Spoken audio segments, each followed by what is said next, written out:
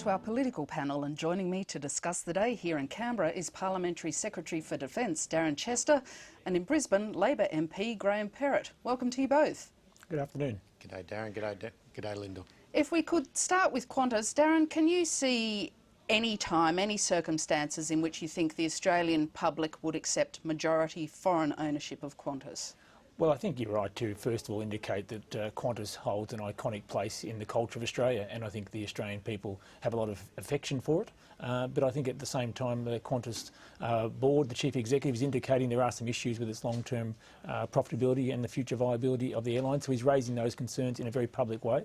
And what the Treasurer has done is merely indicate that he's open to some of those considerations. But I think it would be we're a long way from seeing the day where the Australian people would think that having Qantas in anything other than majority Australian ownership would be a good idea. Graham, do you think that Qantas needs a helping hand in some form or another? Look, I've got a bit of a unity ticket with Darren on this one, and I mean a fair income one, not like those Gonski ones. I mean, this Qantas is a fair income Australian icon. Queensland and Northern Territory Air Service came out of Queensland and now covers the world. I think it does have some issues, some headwinds facing it. We can see that. We see that with the movement in terms of maintenance and the reality that we've got all the growth in the world happening, you know, at our doorstep, but not here in Australia. It's obviously in Asia, and I noticed Qantas has made some movement in that direction. We are also a higher wage country, so we're competing with airlines that don't pay the wages we pay. So that business model has some challenges, but that said, people are always prepared to pay for quality, and we never should go down that low wages model which some of Darren's colleagues favour. But whether the taxpayer dollar needs to go in there, well, we'll wait and see. I see Chris Bowen's comments there that we'll wait and see and continue to talk to Qantas and see what's ahead. Darren, occasionally people in the Nationals and some of your constituents have questions, have concerns about foreign ownership. Is that the issue here, or is it a higher bar because it's Qantas? Oh, look, Qantas is a special case, and I said at the outset it has an iconic place in Australian history and in the folklore of our nation, and there's a lot of passion for Qantas, and quite rightly. And I think it's reasonable that the Treasurer, and the opposition for that matter, waits to see what actually Qantas is seeking and responds accordingly. I think this is an opportunity for a mature, rational debate about the topic. I don't think people should be jumping at shadows in this matter, and I hope they don't. Qantas is very important to the future of our nation, and the National Party is a strong supporter of foreign investment.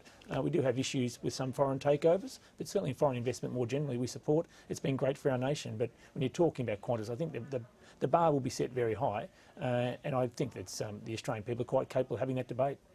We might move on now, because the Foreign Affairs Minister Julie Bishop isn't backing away from concerns over China's declaration this week of a huge air defence zone in an area off the East China Sea that contains islands claimed by both China and Japan.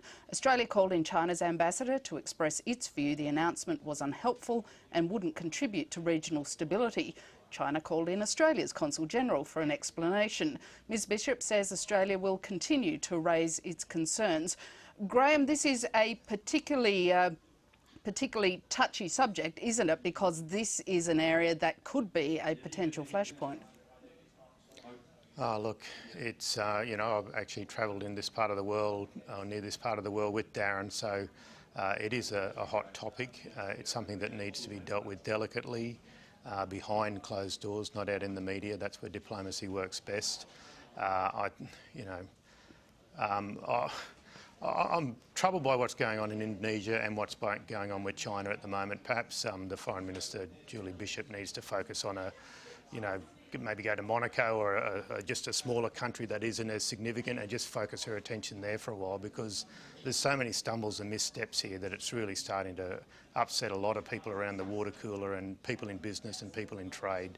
We need to get these relationships right when we're talking about our major trading partners and our neighbours, and this government has stumbled big time. So you don't think Australia's right to express its view?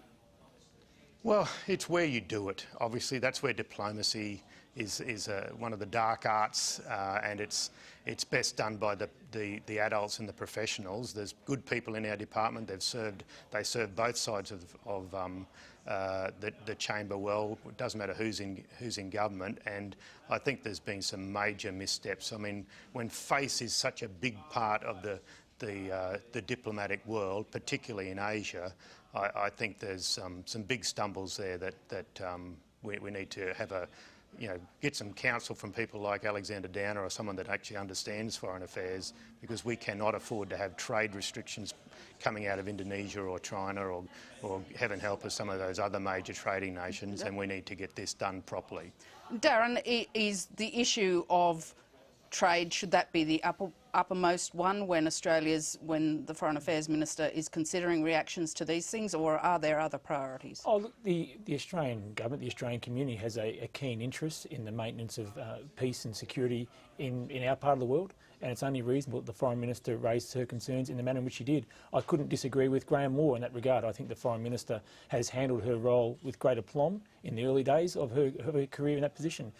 She was very well prepared for the role. She spent a lot of time meeting with leaders in the lead up to the election over many years, and I think she's handled the role well. These are difficult issues. These aren't issues that can be solved quite simply. There are 4 or 5 nations at least with an interest in the Senkaku Islands, and Australia has an interest obviously in regional stability, and I think it's reasonable the Foreign Minister has taken the action she has, and I would hope that the opposition would join us in handling this in a very mature and responsible manner.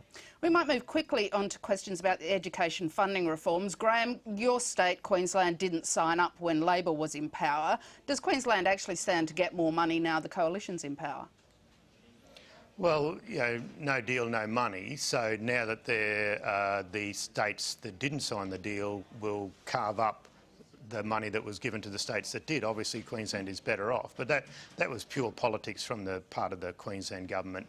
John Paul Langbroek has betrayed the students of Queensland by not signing up to the funding model. Queensland's the most decentralised state, high number of Aboriginal and Torres Strait Islanders, some great areas of disadvantage. We benefited under the Gonski model, the Gonski plan, the new national funding model. Why they didn't sign up for it, it could only come down to politics and exploiting a bit of a wedge there in the lead up to the election in September. I feel that the Christopher Pyne's flip-flop on this is unbelievable. One commitment before the election and then a completely different approach after the election. 1 minute he comes out on ABC and says the SES model is perfect, even though it was a completely forward model with over 50% of schools funding maintained, so not even in the model. They're all over the shop on this. Darren, Victoria did sign up. Do you think Victoria might lose out under the new model that Christopher Pyne is going to negotiate? Christopher Pyne has been quite specific in saying that the quantum of funding will still be there, and in fact, Graham didn't want to talk much about it, but Queensland, the Northern Territory and Western Australia will benefit in the order of $230 million in the 2014 school year. But I do accept the general thrust of Graham's argument that politics has interfered a little bit too much in the school funding area, and the mums and dads of Australia, the teachers and the students themselves would benefit enormously if we can just get a model we can all agree with and actually focus on outcomes. Focus on getting better educational outcomes for our young people, particularly in rural and regional areas where we do have a large number of disadvantaged students, whether they be Indigenous or from low socioeconomic backgrounds. So there is a lot of interest in getting a fair and equitable outcome, and the sooner we can resolve that, hopefully across party lines, across all states, so it really is a national system and not a system where 3 states are treated more poorly. On that note, Darren Chester and Graham Perrott, thank you very much for your time. Cheers, guys. Thank you.